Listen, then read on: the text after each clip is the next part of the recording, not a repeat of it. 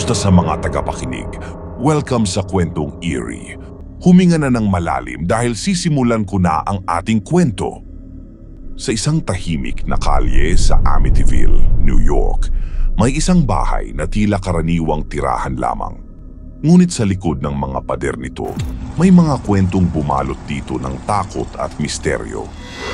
Ang bahay na ito ay matatagpuan sa 112 Ocean Avenue, isang lugar na naging sentro ng isang kilalang krimen at mga hindi maipaliwanag na pangyayari.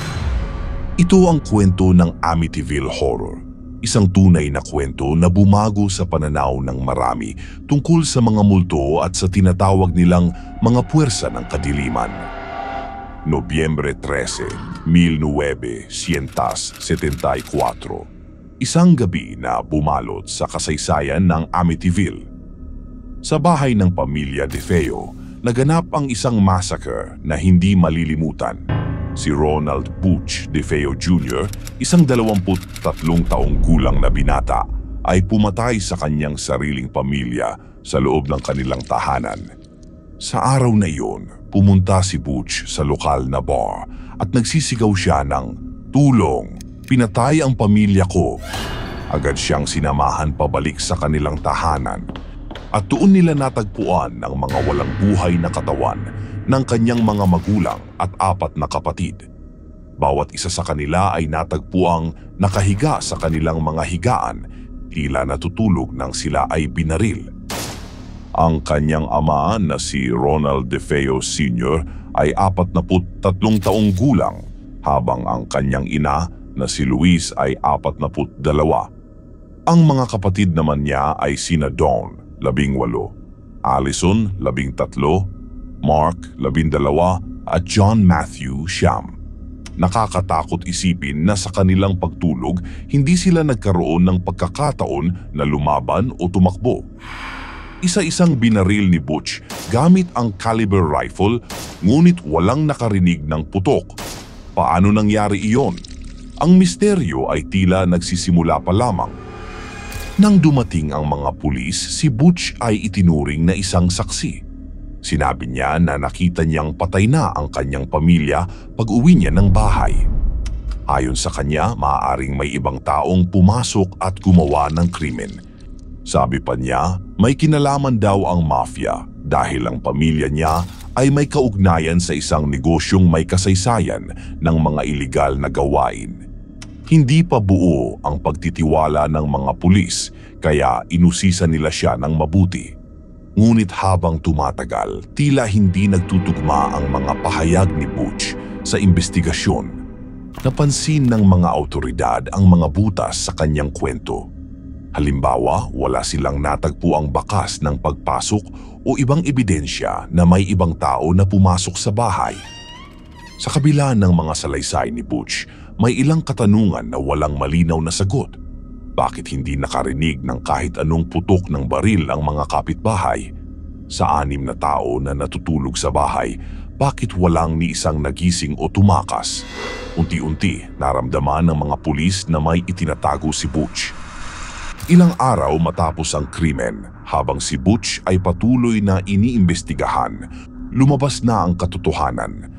Sa kabila ng mga naunang pahayag, aminado siyang siya ang gumawa ng krimen. Ngunit hindi ito simple.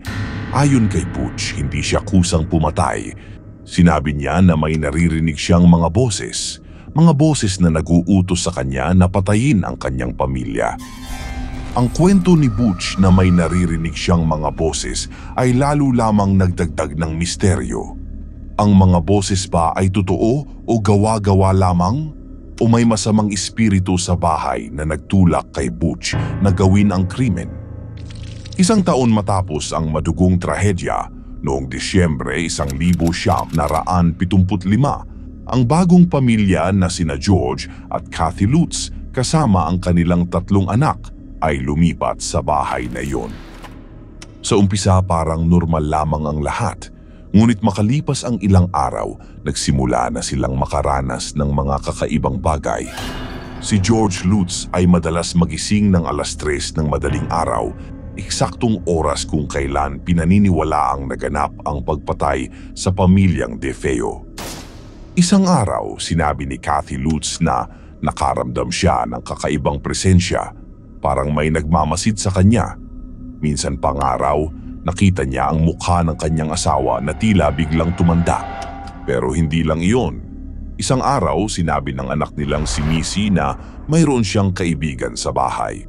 Ang pangalan ng kanyang kaibigan ay Jody, isang kakaibang figura na nagmistulang malaking baboy na may pulang mata.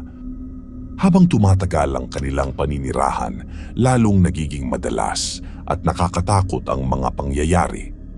Ayon sa pamilya Lutz, isang gabi ay nagising si George at Kathy na may mabigat na presensya sa kanilang kwarto. Naramdaman nila na parang may bumibigat sa kanilang katawan, halos hindi sila makagalaw. May mga likido ring lumalabas mula sa mga pader na walang kahit sinong makapagpaliwanag kung ano ito. Bukod pa dito, may mga kakaibang amoy na bumabalot sa bahay, isang masangsang na amoy na tila galing sa bulok na laman. Noong ika-28 araw ng kanilang paninirahan sa bahay, hindi na kinaya ng pamilya Lutz ang kanilang mga nararanasan. Sa gitna ng gabi, nagdesisyon silang lisanin ang bahay at hindi na bumalik kailanman. Iniwan nila ang kanilang mga gamit at umalis na lang para sa kanilang kaligtasan. Dumating ang mga paranormal investigators na sina Ed at Lorraine Warren. Ayon kay Lorraine, naramdaman niya agad ang matinding puwersa ng kasamaan nang pumasok siya sa bahay. Ayon pa sa kanila, ang bahay ay may nakaraang madilim at tila pinamumugaran ng isang masamang espiritu na hindi madaling palayasin. May mga litrato silang nakuha mula sa loob ng bahay at isa sa mga ito ay nagpapakita ng imahe ng isang batang lalaki. Isang misteryosong larawan na naging sentro ng usapan sa mga naniniwala sa paranormal. Sino ang batang ito at bakit siya naroon? Sa huli, ang bahay sa 100 at 12 Ocean Avenue ay naging simbolo ng takot at misteryo. Ang mga nangyari dito ay patuloy na gumugulo sa isip ng marami. Salamat sa inyong pakikinig. Huwag kalimutang mag-subscribe para hindi mahuli sa mga susunod pang nakakakilabot na kwento.